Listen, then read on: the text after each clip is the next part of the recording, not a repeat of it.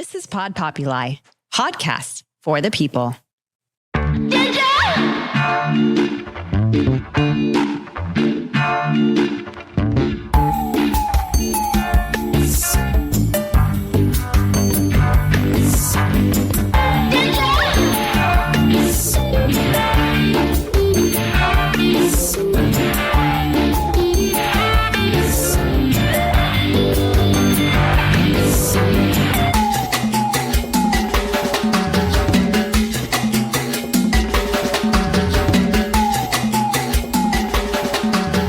Welcome to the Tragedy Academy, a show created to bridge societal divides in a judgment-free zone using candor and humor.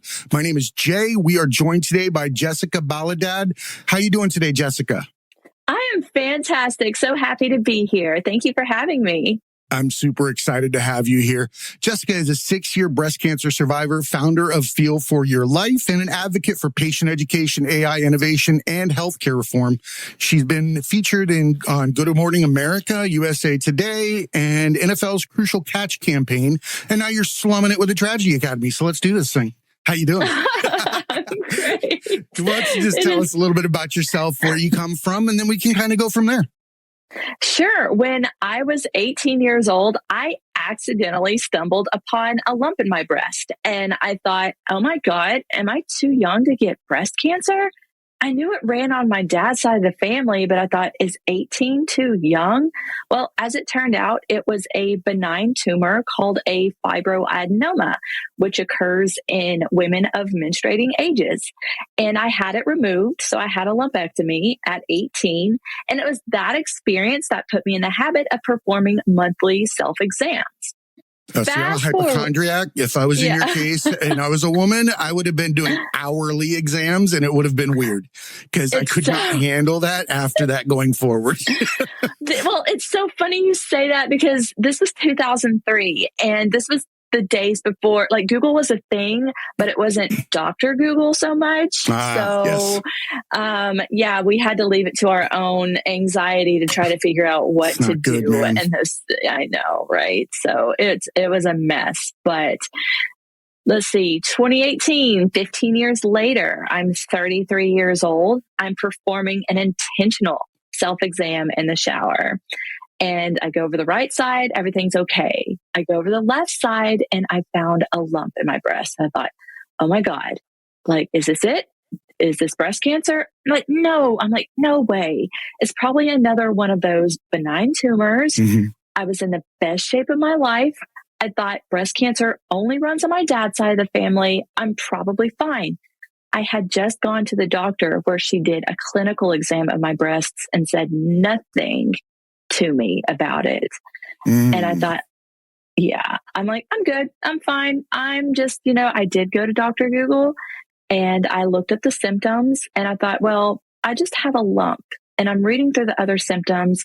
It's talking about like bleeding from your nipples, discharge. It's talking about having a rash, dimpling, puckering of the breast. And I didn't have any of that. And I thought, well, it's just a lump. So it's just something hormonal.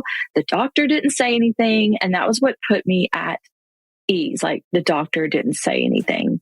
It's amazing how we can justify our situation through going backwards through the scenario. Like, it's almost like reverse Tetris to make ourselves feel better, where we take those pieces and we make them fit into what will give us the most comforting scenario at that moment, even if it is blindly looking away from what could be, life-saving care with the extra steps that could be taken. I am a professional at talking myself out of the doctor, like, hands down. And it's a phenomenon that seems to be, honestly, more to Americans than any other country I've seen, that we will get into a situation where we will justify why we shouldn't go to the doctor. Right. And I'm sure like the reasons of healthcare and cost and insurance have everything to do with that too. That's on the list of things to discuss today. Yeah. Oh boy. So it was stage 2 breast cancer. It took me 4 months to get a proper diagnosis. And I later learned that the original provider who did find the lump and didn't tell me about it thought she's too young for breast cancer, and thought not to tell me about it or let me get a second opinion or go get a scan or an exam or anything. She That's just bold. thought I was too young. I know, right? I'm not that confident in anything. Like with someone's life on the line, I just could not make that decision. So, casually, I guess. Well, I'm not saying they did. If I've seen a million of one thing, I'm not going to assume that one more, that is exactly the opposite is that. But at the end of the day, we have to advocate for ourselves. Absolutely. That's what I've learned throughout this entire process. Every year, 12,000 women under the age of 40 will be diagnosed with breast cancer. And yet mammograms are automatically, generally approved, screening mammograms are approved for women 40 and above. You don't have to jump through hoops. You don't have to get a referral once you turn 40. But yet so many women under the age of 40 get diagnosed with breast cancer every year so young. And we have to put up a fight to be taken seriously because they blame our hormones. They blame stress. They blame caffeine. They say you need to lose weight. You just got to jump through hoops and hurdles just to be seen, heard, and understood sometimes in your care, especially when you're young. That's very disempowering to sit there. Yeah, and be told that you're not the ultimate say in how you feel and what your reality is, especially when it comes to your health. Women get disempowered a lot in these scenarios, especially when it comes to, things like, we had endometriosis. We had an episode on it, had Rachel McDonald. She was amazing. And she talked about through the entire process, she wanted to get a hysterectomy and she had chronic pain and things like that. And she was told she could not have that because she would regret, not being a woman. And she said, at that moment, she said she actually understood what it meant to be trans to a certain degree, to be told she wasn't who she was if she went through a surgery. Was very, again, disempowering. It took away her ability to have her own self. And I can't imagine it's anything different than being, in that chair being told that you're not capable of making a decision about whether or not you need preventative care, because that's what we're talking about. We can't get preventative care for young women that are showing more susceptibility to breast cancer. I mean, what's the point in not providing that care as an insurer if the ultimate price is a bigger price tag for that particular person's treatment? That's a really broken system. Sorry. Right. No, you're absolutely right. And there's a statistic that they go to. 60 to 80% of lumps that a woman may find in her breast are actually benign. So a woman, and I promote self-exams. Insurance companies don't want you doing self-exams because you find a lump, statistically speaking, it may be more inclined to be benign the younger you are. Of course, always talk to your doctor about that. So you go to the doctor feels the lump, the doctor orders a mammogram. The mammogram's really not sure because you have dense breasts, or young women have dense breasts. And so that requires more exams. And then it's just like, we're not sure. Maybe you need a biopsy. So that's costing the insurance company money. Every time you go to the doctor, you get a scan or an exam. So they come down on the medical providers and are like, hey, we'll keep you out of network if you keep referring women to get all of these tests done because you're costing us money. So it's not always the provider. I feel like the provider, the doctor, the nurse practitioner is under pressure by either the hospital system or the insurance company to, kind of make a judgment call in that moment. I mean, I don't want to beat up on doctors because there are so many wonderful, good ones, but I understand they're under a lot of stress and pressure to answer to other people who are not just their patients. When you have to treat to a set of codes, ICD-10 codes, in order to properly diagnose someone to get them the treatment or paid for by their insurance company, you're already at a loss. You can't holistically take care of someone if you have to categorize everything that's happening to them, because no two people are the same, right? We've taken away the ability of the doctor to have an empathetic role and to discuss openly what the patient is going through, and not having them to adapt the prescriptive care to some other formula that will allow them to get them just enough to survive on, right? They might have to hawk a couple of cars or do something in between, but just to get enough of that chemotherapy Or I think like my mom's been on Keytruda forever. She was on Keytruda forever for lung cancer. And man, when I saw the bill for that, like my heart stopped. I was like, are you freaking kidding me? Like how do people live?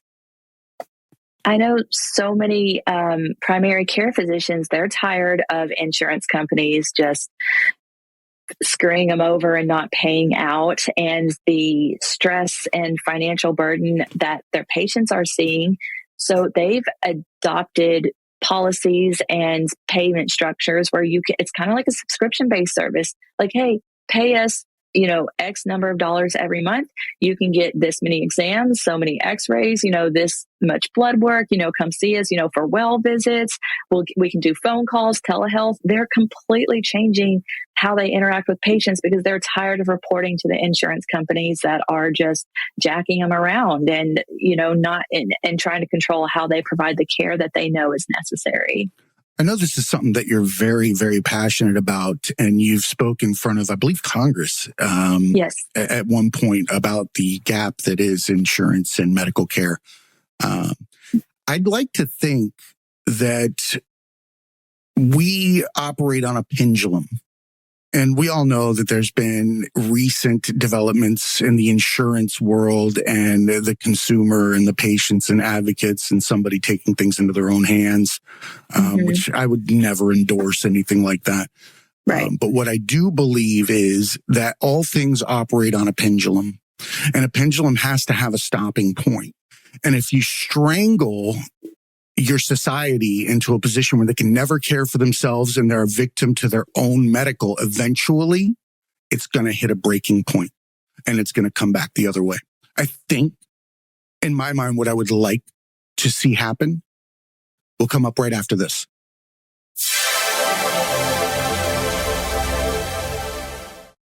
You like that? That was slick, wasn't it? That was good. Yeah, that was really good. You played that off really well. So, welcome back. You guys want to know what we're going to talk about? I think we're going to step into the world of AI and medical.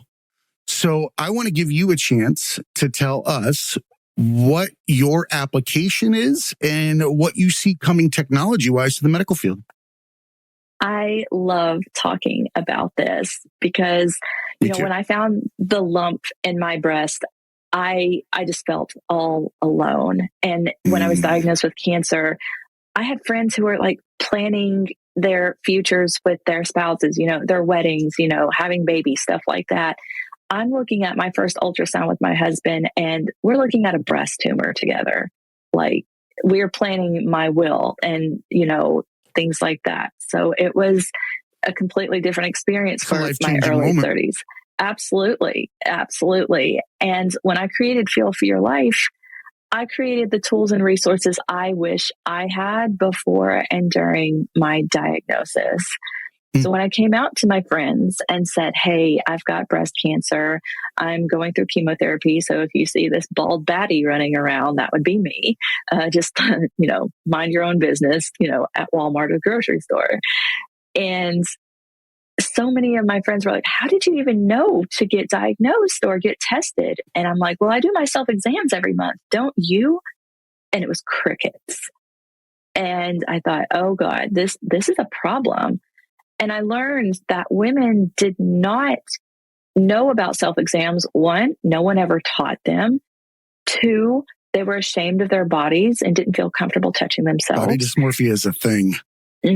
Absolutely. And three, they were uninsured or underinsured, and they were afraid to address any problems or issues. So they would just kind of bury their head in the sand, like, oh, if I ignore it, there's nothing wrong. And so I thought, yeah. Isn't that like turning your back on an axe murderer and going red light, green light? Right. Yeah, I know. I'm going to peek at you for a second. Why are you 3 steps closer? Well, because you weren't looking.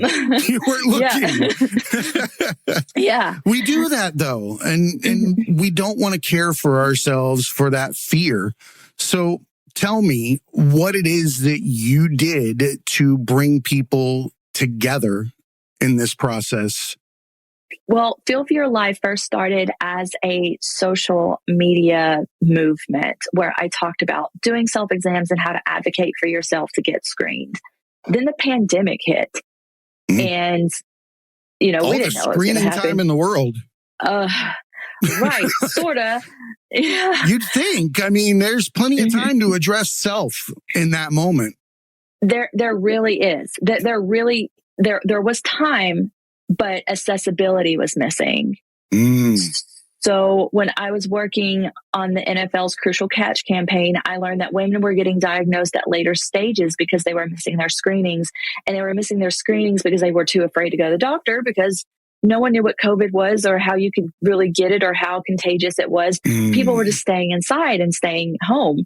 And I just had released this statistic today on my Instagram saying that the average metastatic breast cancer rate was increasing since 2004 at 1% every year. During 2021 into 2022, like during COVID, it went up 9% because women were missing screenings. And I thought, well, a self-exam saved my life. Yes, still get screened, go to the doctor. They are taking precautions. But let's talk about self-exams and why they're so important, especially for women under 40.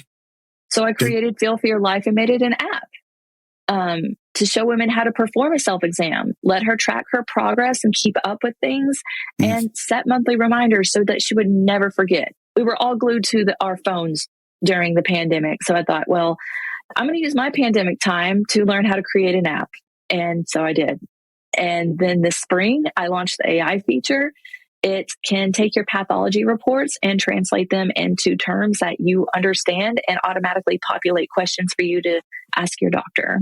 Now we're talking. And this is what I was waiting for. The introduction of AI to medical, right? A lot of people have put AI in this scenario that they have fear of its capabilities, yada, yada, yada.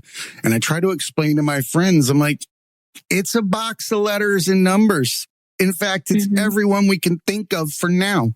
We've shoved it in there and we're asking it for answers. It doesn't have malintent. All it's going to do is be able to analyze, compile, and create the correct questions based on the information, right?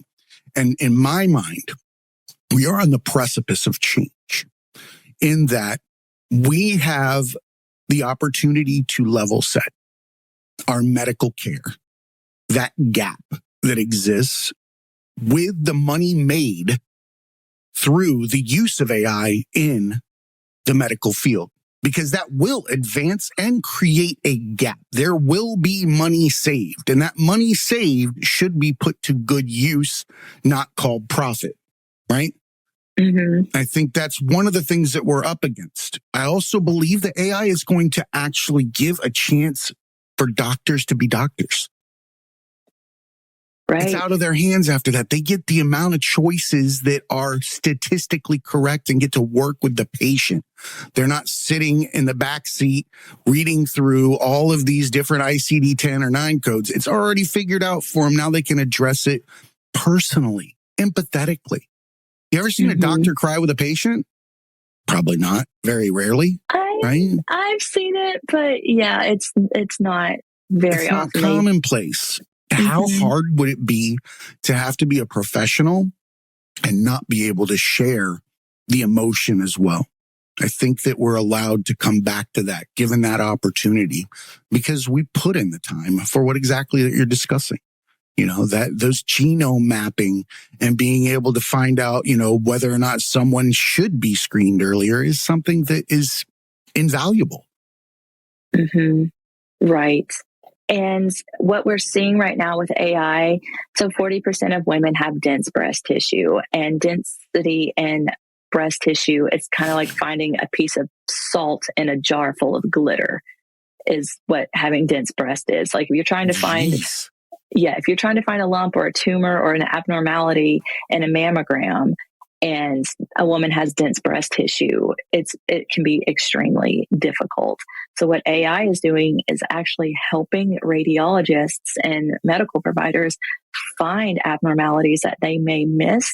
So it could mean that women don't have to jump through as many hoops, that they don't have to go through as many invasive procedures, and that they can have care that is catered to their specific needs and cost them less money. There is a slight problem. What I've seen some hospitals, they're able to offer the AI to kind of look over the doctor's shoulder and, kind of sort of serve as a second opinion. But some medical practices are doing it for free, and others are like, we feel like this should be an upcharge, but there's not a code for it. So it's not being billed to insurance because there's some of that going on right now. But I would literally hand them my phone and say, use my chat GPT, don't charge me. I would be so mad. Like, what are you trying to do right now? Like, that's free. You can't gatekeep knowledge. This is why the education system will crumble.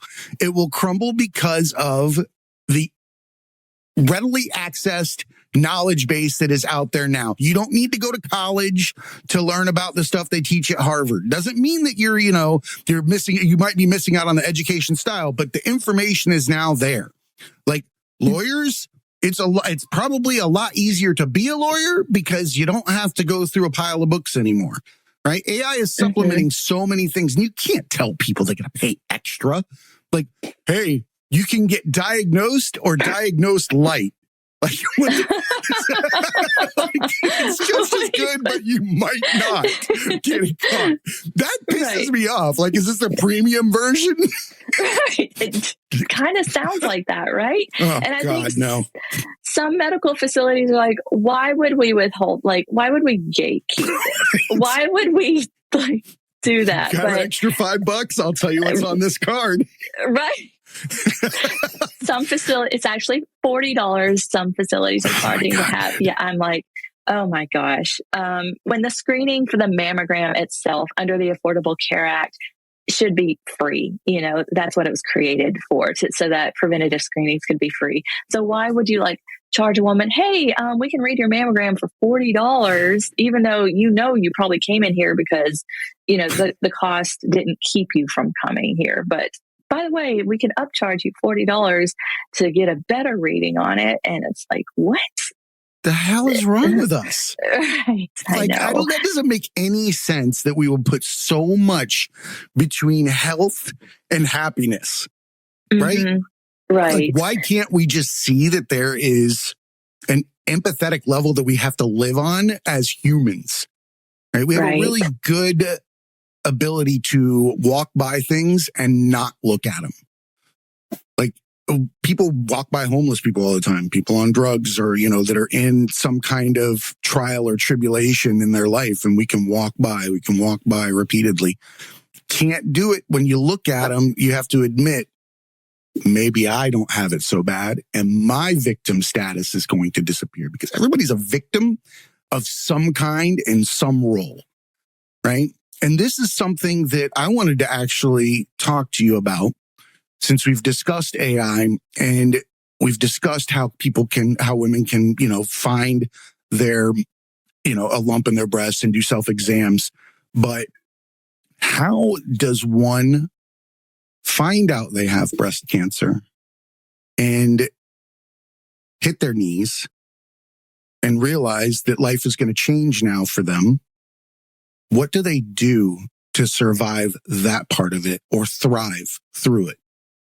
For me, I hit the ground running because I knew that if this could happen to me, it was happening to other women. And thank God I did self-exams. And thank God I knew of my family history and I understood my breast density. And I thought, okay, how many women don't know this about themselves? So many. Yeah. I mean, I'm from the South. I live in the Nashville area. The women, I asked my friends, what did you learn about your breasts growing up? And they said, nothing. And I'm like, they're lying. They learned you better cover them up. Yes, that's exactly. I'm from the South. From a place called Okeechobee, Florida, on a dairy. Okay. That's all they heard was you better cover them up. Right. So women actually, when in that nothing, I found three things. They have them, that they exist. They have a function. And yes, keep them covered up. That's what we learned about our breasts. So there's a shame-based rhetoric around our bodies that actually what it ends up doing throughout adulthood, we're ignorant to how to care for ourselves. We don't know necessarily what to do, how to navigate things like healthcare and insurance. So I saw a problem. I hit the ground running. I'm like, I'm going to address these issues. I'm going to talk about these issues. I'm going to be candid and completely transparent and vulnerable with other people about, my experience and what I go through. So, I overshared my experience on social media to great benefit to others. And now I have, women all over the world who reach out to me for help, and I give them the resources that they need to take care of themselves. They really need somebody like you. We'll be right back here in just a moment. Welcome back, guys. So we're here with Jessica Baladad, and we're going to talk about something a little bit different now. I want to talk about high school education, Feel for Your Life Act. Can you tell us about that? Well, when I learned how important self-exams were and that 40% of cancers were diagnosed after a woman finds a lump, 40% of breast cancers are diagnosed after a woman feels a lump. It's from a woman feeling a lump and finding it, whether it's on accident or doing a self-exam. I thought, all right, let's address these other discrepancies. I contacted my legislator in the state of Tennessee through the Tennessee General Assembly, and I told him my story, and I gave him some facts and statistics, and he said, hey, come talk to me. So I did, and we got together and created the Feel for Your Life Act, which would require students at the high school level to learn about how to do self-breast exams, testicular exams, and skin exams, what to look for, how to find abnormalities, who to contact, how to know how to find a medical provider, how to basically take care of themselves going into adulthood. Because we know teenagers are hyper aware of their bodies as they're going through changes in puberty and whatnot. So let's show them how to take care of themselves when they get out of high school and into the real world and have to figure out things like health insurance and making that doctor appointment, because mom and dad aren't going to do it for you the rest of your life. Well, I like that you're utilizing the school system to create a foundation and a generation so that they can go ahead and pass that on when they have children, and it starts to be addressed at earlier ages, like you're saying.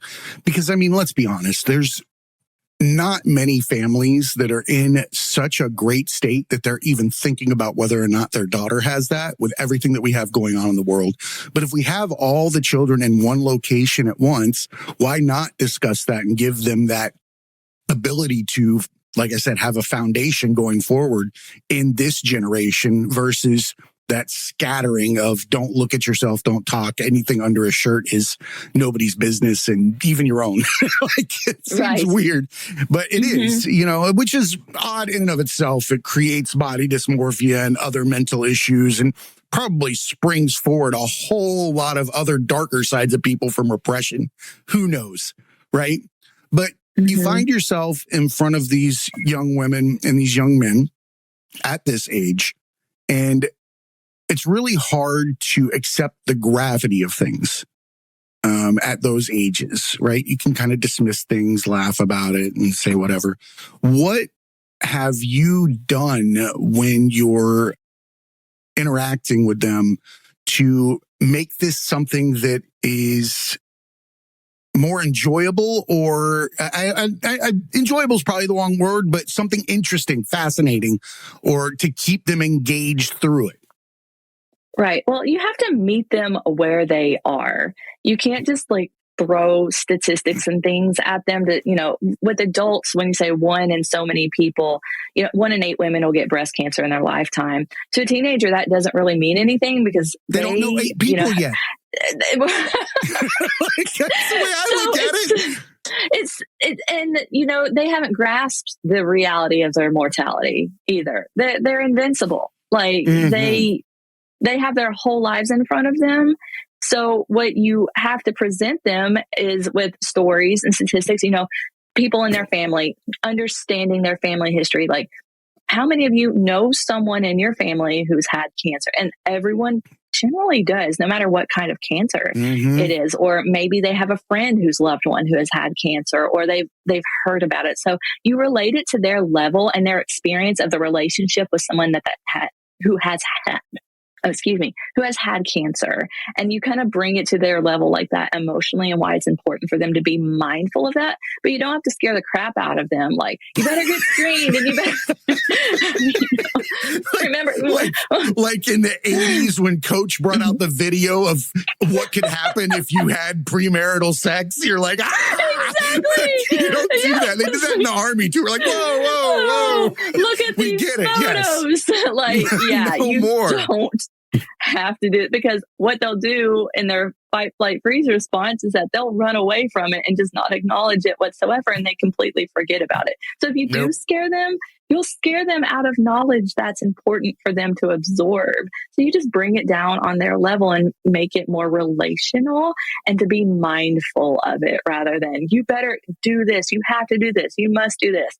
Because again, it creates that shame-based rhetoric. And, I could go into a whole thing about shame, and, they'll reject that and see this badness about themselves. And you don't want to do that with them. So that's not a bad place to kind of hang our hat for a moment. Shame is something that is littered throughout everything that we have in life. Our feelings are very attached to it. And I didn't think about it until you said this, but there's got to be a certain amount of personal shame at getting a disease, right? Mm-hmm. That's not to say there's something to be ashamed of, but at that point, you become the 1 in the 8. Right. That's a completely different scenario. Tell me about that. How do we help people with that?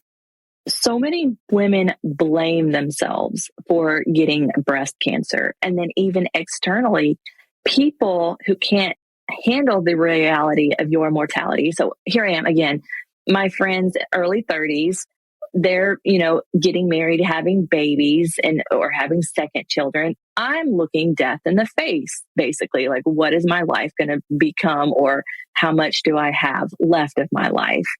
And there's something in the cancer community, we call it cancer ghosting, where you are ghosted immediately upon telling someone that you have cancer because they can't handle it. They are not there in their lives. Yeah.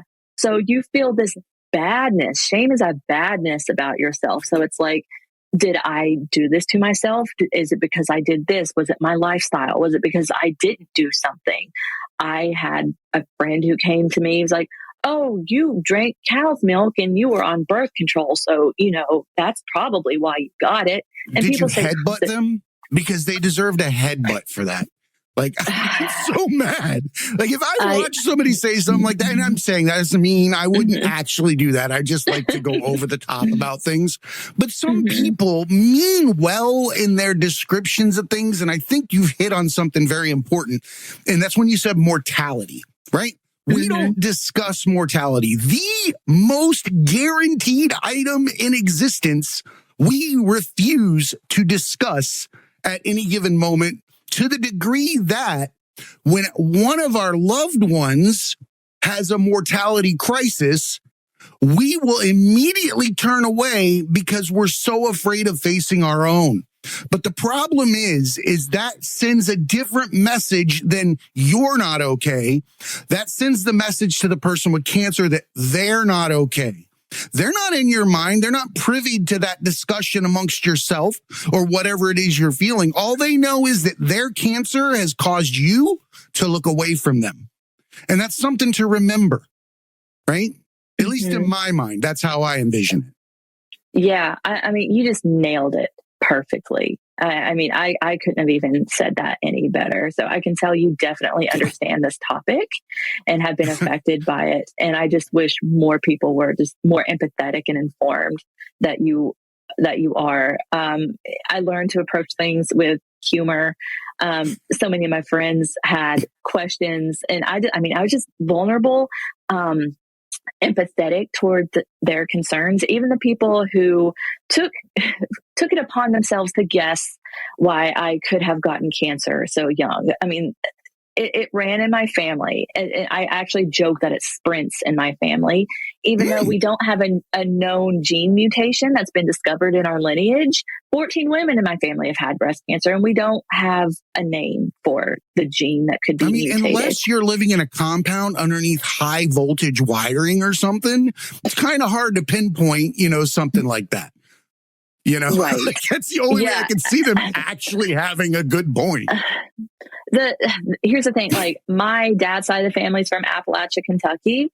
They had coal mines. They grew their own crops. During the Industrial Revolution, if I go back several generations, they grew their own crops. They fed off their land, but they lived in a holler down the hill from a coal mine where they also were setting up gas lines. They call it Chemical Valley for a reason. So did something in that contribute to my family's, gene mutations? Probably, but we don't have proof.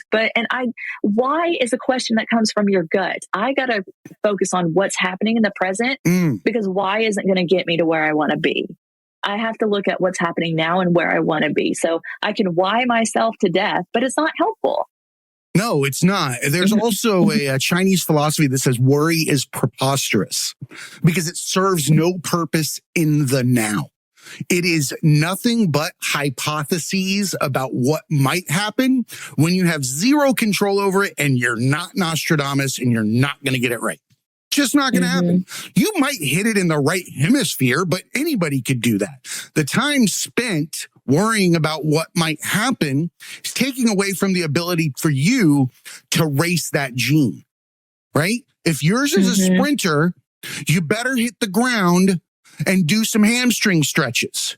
You don't have time to sit around and worry about it or wonder why me. And that's not to be insensitive. That's just to be practical, right? Exactly. Don't sit around and wait for somebody else, your breast cancer gene, to go sprinting off in front of you. Nobody likes to chase somebody from behind, right? Be proactive in it. Right. I do some self exams. Maybe you scare it away if you do that. Who knows? Right. When you're empowered, fear, we think of it as this fight, flight, freeze response. I like to think of it as a tool to plan, prepare, and seek help. That's how I see fear. If I am afraid of something, then there three things are missing. I need a plan, I need to prepare that plan, and I need to seek help to execute that plan. That's how I see it. Instantly go into a bubble. I go into an immediate bubble of action where all other things will fall away. And now I need to take a look at what it is. I was not this way my entire life. This is meditation is where I found that tool in order to take time and moments and realize that I'm choosing at any moment, no matter what I've got, to be a victim. Because life is life. There's going to be things that are going to happen. You can get cancer. You can lose a family member to things. You can end up disabled, tomorrow. But the fact of the matter is you've got to embrace what is the now, because you're not even guaranteed tomorrow anyway. You're mourning something that doesn't freaking exist, right? Exactly. Enjoy now. Plant a tree when you hit your knees and grow into something new. Educated, empowered, stronger, ready to help others. Not everybody is going to get breast cancer and come out an advocate and take the steps that you are, right? But you probably saw immediately that was your path, right? Absolutely. Just the instant I just knew. I thought about my family who had been through breast cancer, and I'm like, well, it's my turn. Cancer ran in my family until it ran into me. So it's my turn to go up to bat and hit it out of the park. And, let's put a stop to this for good. And I just went to work. I decided, okay, I talked to my oncologist, same oncologist who treated my aunt and my grandmother was now treating me. I did, 16 rounds of chemotherapy. I did 24 rounds of radiation. I had a double mastectomy, a preventative hysterectomy, and I went through deep flap reconstruction. I have a cat that's misbehaving. Oh, that is not going to bother me. I have a bull mastiff that comes in the studio all the time. So cat won't bother me in the slightest. Okay. This is called the Tragedy Academy. It's baked in. Crap can happen and I don't have to edit it out. I'm just like, there was a cat. Okay. Moving on. All right. Cool. Good. Yeah. So I went with the most aggressive treatment plan and then went on a post-chemotherapy pill that I just finished up after 5 years. I did a test to see if I needed to be on it for another 5 years. And after talking with my doctor, it was not going to be effective. Basically, it was going to hurt me more than it was going to help me. So I discontinued that. Yeah. Doing the same thing that chemo does. People don't realize that chemo has two purposes at the same time, to kill you and to kill cancer.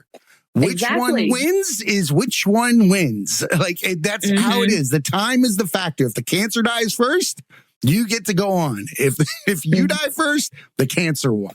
That's how it works. And it's really hard to live in that particular state.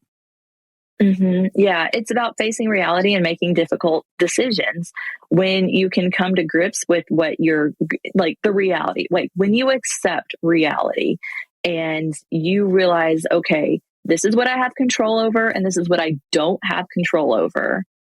Like, I think it's empowered. You may have to make decisions you don't like, but you still get to make a decision and you still get to move forward with your autonomy at the very least.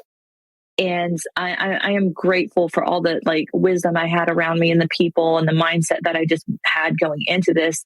You know, my family fought for me so that I could win this, and and spread messages of advocacy. You know, because of my diagnosis, other women in my family have gone through and had prophylactic or preventative surgeries so that their risk is greatly reduced. You can't get it down to zero, no matter how many surgeries and what you have removed, but they know that their risk has dropped dramatically, because once it got into my generation of cousins, it just got a lot of people's attention. It's like, okay, now we see that the gene or whatever is now hitting our generation. So it's time to act and do something about it.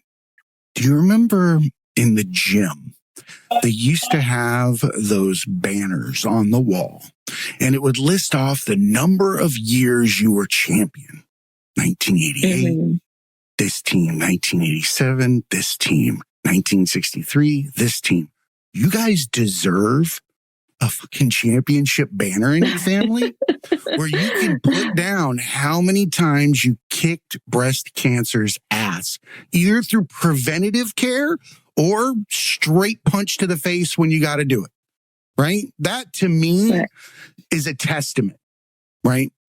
I feel like we're given crossroads in life where we can make a decision as to what we can do going forward, or we can give in, right? And you chose to go forward. And what I'd like to find out is something when we come back here in just a moment.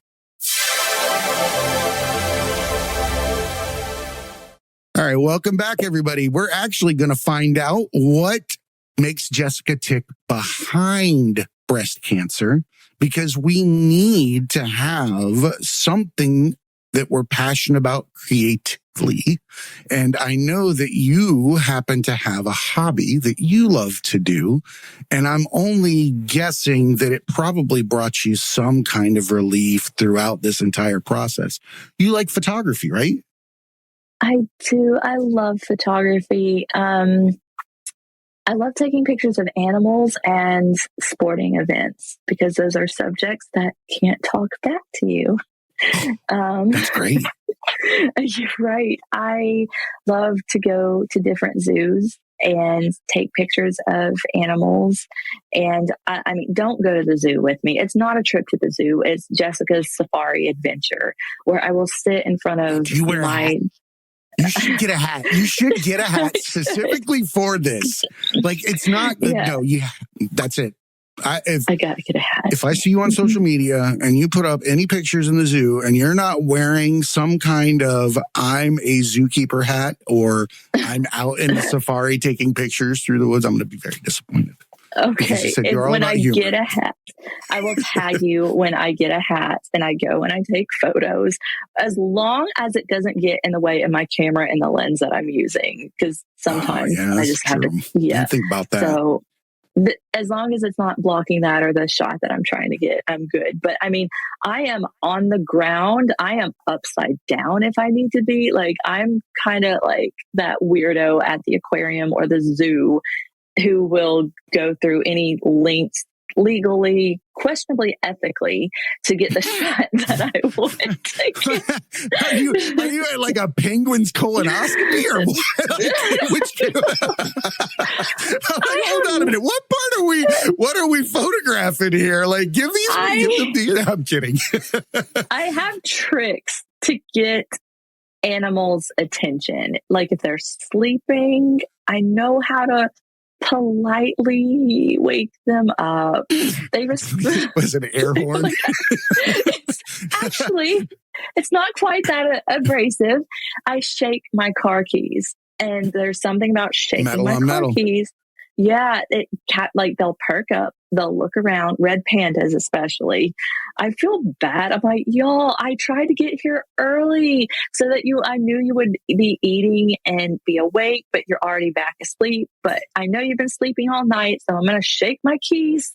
Yeah, and I want you to just wake up for like 5 minutes really for me to get a shot. Mm-hmm. It's an unnatural sound, so it immediately sparks attention. You won't hear in nature two pieces of metal smacking each other. So it's immediately going to cause that focus to change. That's super smart. So what is the craziest picture of an animal that you took or crazy animal that you took of? I would say I was at an aquarium and I got a great shot of a shark. How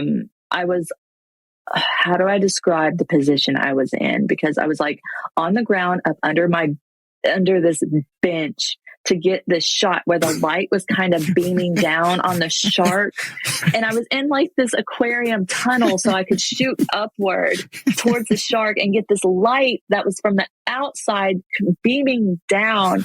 I had families like stepping over me, and my husband is just like, yeah, that's my wife. And this is before cancer, when I was actually pretty bold in life in general, so I feel like you become after you get cancer. I would not care anybody. I would just not care if I had cancer and I was standing in the grocery store and somebody said something that I didn't like. I just like, I got cancer. So filters. More filters were definitely removed after cancer for sure. Some were added, but most were removed because I'm pretty straightforward for the most part. But yeah, I would say this picture of a shark that I got at the Gatlinburg Aquarium, I know I had to go through great lengths to kind of do that because I was in a lot of people's way. And I said, just walk over me, walk around me, whatever. I don't care. You were crawling through more field trip boogers and gum than anybody. How often did you get the flu after these excursions? I've only had the flu 2 times in my life. Only twice in my life I've had the flu. So you advanced immunity from crawling around on these gum-infested benches. Yeah, apparently I don't catch colds very often, but I could catch cancer. So, I have a flawed immune system. Whoops. Thanks, God. Yes, thanks. Yeah. Way to give that to me. So what I'd like to do now is give you a little bit of time to tell everybody where they can find you, what kind of tips that you have, for them on a day-to-day basis, and, just kind of wrap up from there. Sure. So you can find me on Instagram, Facebook, LinkedIn. If you want to connect with Feel for Your Life, just search it, Feel for Your Life. It comes right up in Instagram or Facebook. One thing about naming the app or naming the platform was the fact that was the URL was available and all the social handles were available just as Feel for Your Life. And then I'm active on LinkedIn, just Jessica Baladad. You'll see me talk about a lot about healthcare reform and, advocacy for your breast health. And that said, there are like 5 little tips I want to leave everyone with. Number 1, do your self-exams. And you can do that by downloading the Feel for Your Life app, absolutely free, in the App Store or the Google Play Store, or at feelforyourlife.com. We'll have it in the show notes as well. Thank you so much. Number 2, get screened or talk to your doctor about a screening routine. The American College of Radiology recommends having those conversations starting at the age 25, where you can talk about your risks and your disposition to breast cancer. Number 3, understand your breast density or talk to your doctor about your breast density. When you get your first mammogram is when you can figure that out. You can't feel your breast density. It's not palpable. You have to get an exam to figure out what your breast density is. Number 4,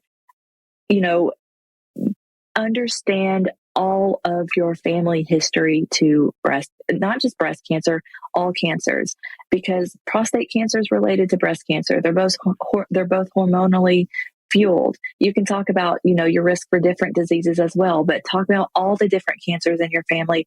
Breast cancer isn't the only cancer that runs in my family. My family history tree of cancer looks like a Christmas tree. You need with to all the different sue colors. the company that was dumping in the holler. Like, that is a whole different episode. Like, I went to basic training at a place called Fort McClellan, Alabama. It's now closed down, and they have the Fort McClellan Health Registry Act because they had guys crawling through nuclear, biological, chemical, all sorts of stuff out there because that's where they were training as well. And a lot of people got cancer, kidney issues, tumors, you name it. Wow. They showed up later in life. So it's not a very far stretch to think that something like that could be what alters the DNA going forward, right? We don't escape generation to generation exposure to something that can cause life-changing or alter DNA going forward. So, honestly, that could be where it stems from. Who knows? Right. Yeah. Who knows? And I was going to say, last thing, get a doctor that you like and trust and can talk to. The best doctor is the one that you will go and see and keep up with your appointments with.